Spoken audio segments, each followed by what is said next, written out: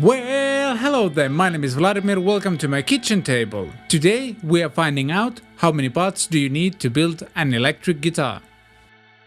This is my Jazzmaster project, and as you can see it's not exactly ready yet. In order to make this a playable guitar, there's a bunch of stuff you need to attach to this body, starting with the neck obviously, but it's much more stuff than you might initially think of. Just to mention, by parts I mean everything else but the guitar body, the fretboard and the neck itself. Take a few seconds and think of the parts that you would need for a guitar. One of the most obvious ones is the bridge. For my project I chose the Göldo roller bridge and the Duesenberg Tremola, the short version. The next parts you can probably think of are the tuners, and for my project I chose the Fender locking tuners in chrome. The next ones you can think of are probably the pickups, and for my project I chose the Fender 65 Jazzmaster pickups. This is also the part of the video shoot where my OCD kicks in and I need to realign the stuff just a little bit for it to be straight. The next parts you probably remember are volume and tone pots and a pickup selector. For my project I chose the high quality Emerson volume and tone pots and a very standard all parts 3-way toggle switch. And now we'll start getting into the stuff that you might not have thought of. The first one is the Truss Rod, and what it does is basically bending the neck one way and your guitar strings are pulling the neck the other way, and by tightening or loosening the Truss Rod you can adjust how much bow or how straight you want your guitar neck to be. Then something small that I'm pretty sure I forgot from my first Telecaster build, and that is an input jack. Something else that you'll probably want to have are the heads for your volume and tone controls. And in order to hang your guitar super low and look like a cool rock star, you need strap pins, or in my case, Schala security locks. Since I'm building a guitar with a bolt-on neck, I also need a neck plate. The neck plate not only prevents the neck screws to go through the body or kind of sink too deep, but they also help to distribute the tension between the 4 screws more evenly. And since I completely forgot to order the neck screws, here's just 4 screws I found at home to demonstrate what they could look like. I'm building a very traditional Jazzmaster, and that means there is no headstock angle.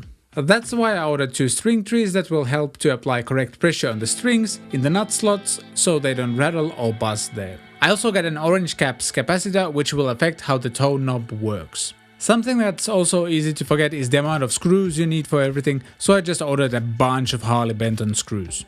These will be used to attach the pickguard, and I just got some extra in case I lose some of them. Something that is also easy to forget from the parts list are the frets themselves. I got myself some jumbo frets. These are fairly traditional, no stainless steel, nothing like that, just regular jumbo frets.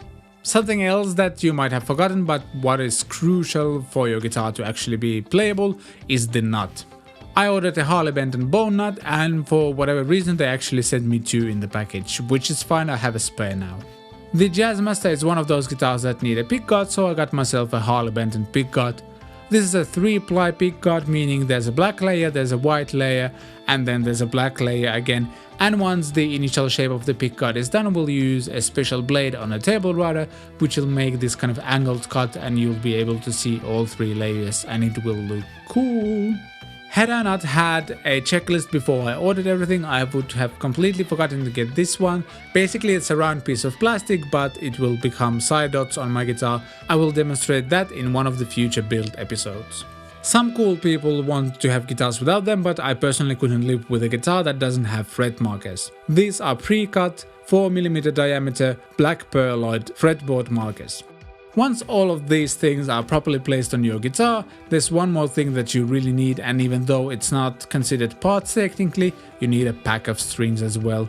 Having built 2 guitars before, I've learned that it's good to have at least 1 pack of the strings that you will actually use on the guitar, because that will affect filing the nut slots and all of that kind of stuff. For example, I use 11 to 49s, which affects how wide, for example, the high E nut slot will be. So there you have it, this is how many parts you need to build a guitar.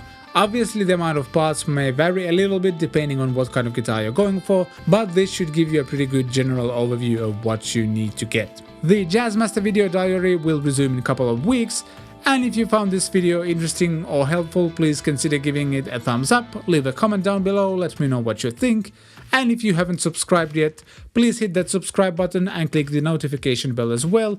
and I thank you for watching, and I shall see you next time.